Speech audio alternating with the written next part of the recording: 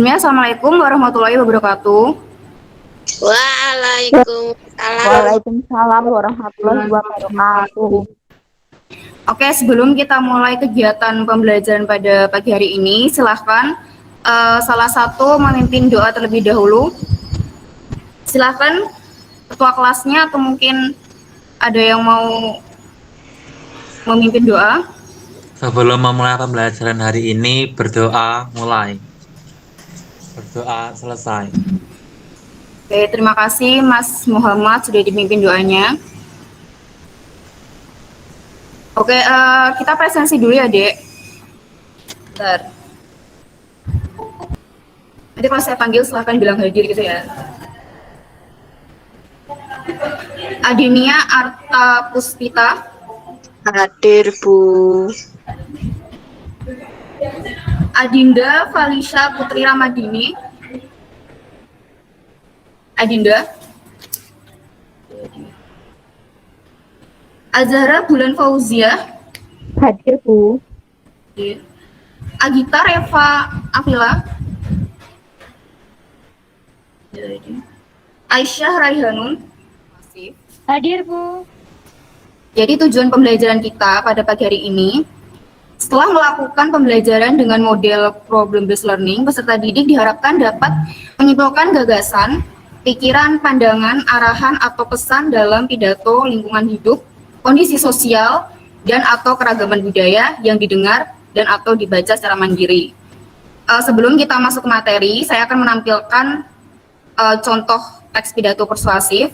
Jadi kalian simak baik-baik contoh pidato ini. Sebentar saya tampilkan dulu. Nah, jadi ini pidato tentang keragaman budaya di Yogyakarta. Assalamualaikum warahmatullahi wabarakatuh. Salam sejahtera bagi kita semua. Yang saya hormati Ibu Haji Siti Mardani, SPD, selaku Wali Kelas 9A, dan teman-teman yang bagi kita semua. Akhir kata, saya mengucapkan banyak terima kasih atas perhatiannya. Wabillahi taufiq wal hidayah. Wassalamualaikum warahmatullahi wabarakatuh. Nah, itu tadi contoh teks pidato persuasif tentang kebudayaan, khususnya yaitu budaya di kota Yogyakarta. Nah, sebelum masuk ke materi, saya ingin bertanya terlebih dahulu ke anak-anak. Dari pidato tersebut, apa kesimpulan isi yang dapat kalian tangkap dari pidato ini? Ada yang bisa jawab dari pidato tersebut? Ada yang bisa bantu jawab? Ya, tadi Mbak Adenia. Silakan Mbak kalau mau jawab. Salah nggak apa-apa. Melestarikan kebudayaan yang ada di Yogyakarta. Ya, betul. Jadi pidato itu berkaitan tentang kebudayaan di Yogyakarta dan bagaimana kita melestarikan bagaimana masyarakat Yogyakarta melestarikan budaya tersebut. 5 unsur itu. Oke, selanjutnya saya akan melanjutkan materi. Nah, dalam menyimpulkan teks pidato persuasif, kita tuh harus memahami terlebih dahulu isi pidato. Jadi untuk memudahkan kita dalam memahami isi pidato, kita harus mengetahui perbedaan antara ide pokok, kalimat utama, dan kalimat penjelas. Nah, dari kutipan teks ini, kalimat utamanya terletak di awal paragraf. Bunyinya, game online bisa menjadi hiburan yang membuat kita terhindar dari stres. Jadi kalimat utama itu bentuknya utuh, ya. Jadi apa yang tertulis dalam paragraf itu, ya itu adalah kalimat utamanya. Jadi bentuknya utuh ya, Dek. Nah, kemudian yang kedua ada ide pokok. Ide pokok itu merupakan kesimpulan dari kalimat utama. Jadi kalau bagian ide pokok itu bisa kalian tuliskan sesuai dengan tidak harus sesuai dengan paragraf. Bisa menggunakan bahasa kalian sendiri. Nah, dalam menyimpulkan teks pidato, kita cari dulu mana yang termasuk kalimat utama dari masing-masing paragraf. Kita cari dulu kalimat utamanya. Nah, pada paragraf pertama kan kalimat utamanya terletak di awal paragraf. Game online bisa menjadi hiburan yang membuat kita terhindar dari stres. Ini kalimat utamanya, game online bisa menjadi hiburan yang membuat kita terhindar dari stres. Nah, dari kalimat utama ini kita cari ide pokoknya. Ide pokoknya Game online bisa menjadi hiburan yang menghindarkan kita dari stres. Jadi intinya ide pokok itu kayak simpulan gitu loh, bentuk singkatnya dari kalimat utama. Itu ide pokoknya. Kemudian setelah kita mengidentifikasi ide pokok dari kedua paragraf, langsung kita simpulkan.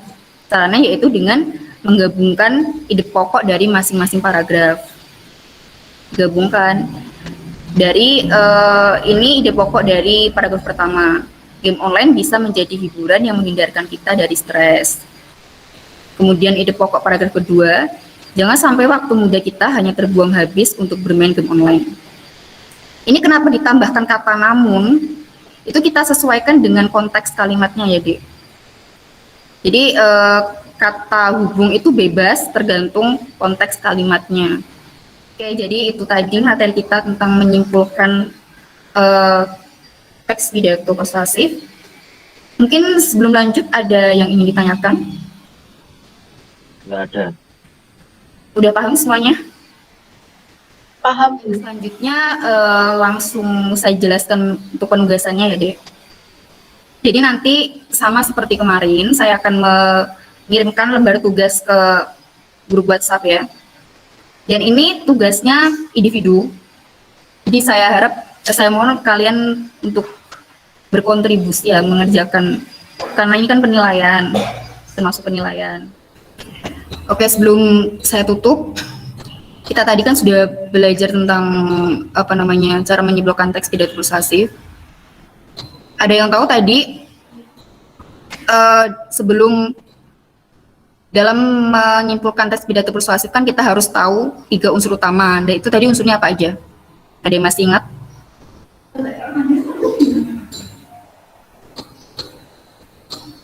Ada yang masih ingat nggak? Jadi kan harus memperhatikan 3 unsur utama, unsur penting kan? Saya, Bu. Ya, silahkan Mbak Tanaya. Pembukaan, isi, penutup. Bukan yang itu, yang apa? 3 unsur yang harus kita perhatikan sebelum menyimpulkan teks pidato persuasif. Kan ada yang namanya kalimat utama, kalimat penjelas, dan ide pokok. Gagasan pokok. Itu. Terus kalimat utama itu kalimat yang gimana? Masih ingat? Masih, Bu. Terdapat di awal paragraf.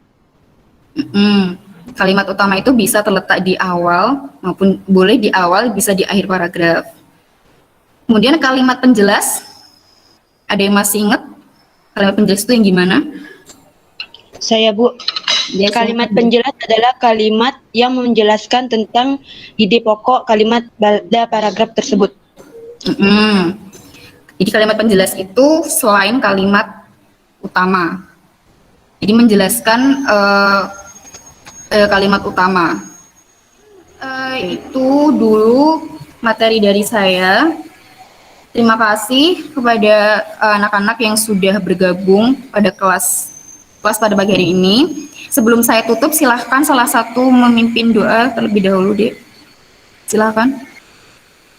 Sebelum mengakhiri pembelajaran hari ini, alangkah baiknya kita menutup dengan berdoa sesuai agama masing-masing. Mulai. Selesai. Terima kasih Mas Fityasyah sudah dipimpin doanya. Oke, sebelum saya tutup, saya ingin ngasih pesan sedikit ya, Dek. Untuk selalu menjaga kesehatan ya, karena kita kan masih pandemi, terus sering-sering cuci tangan, terus memakai hand sanitizer, jangan sering-sering keluyuran ya, karena virus COVID-19 itu kan sangat mudah tersebar ya, Dek, sangat mudah sekali. Oke, terima kasih. Mungkin itu saja materi dari saya. Semoga materi yang saya sampaikan dapat bermanfaat bagi anak-anak semuanya.